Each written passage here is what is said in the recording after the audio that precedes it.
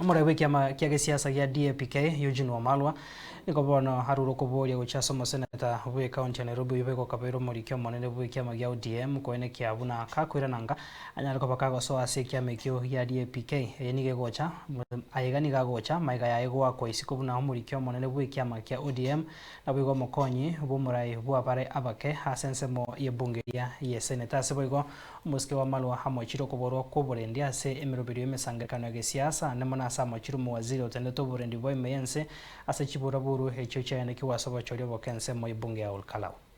Ni siku chache tu tunaingia kwa mwaka wa kura.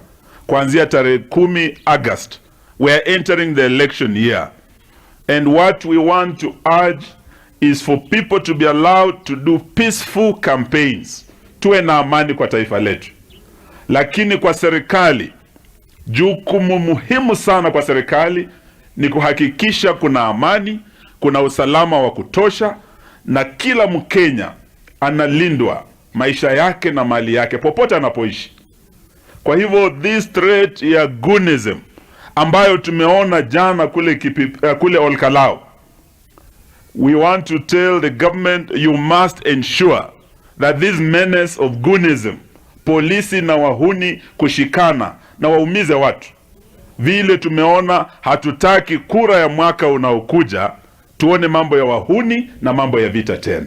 Let the people be allowed to decide whatever their decision is. Lakini ndugu yetu Sifuna jana amefukuzwa kwa uongozi wa bunge la Seneti.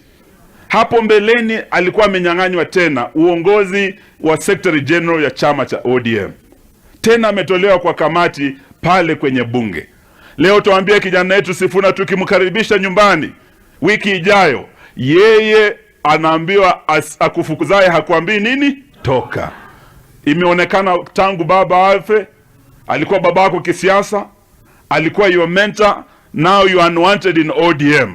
Sisi wana DAP Kenya tunakaribisha kijana yetu Sifuna, kama hawamtaki huko waache arudi nyumbani, tutembee pamoja. Jana serikali imeshindwa huko Olkalau. Kutoka Nyandarua ishara imetoka ya kwamba inawezekana hii serikali iende nyumbani.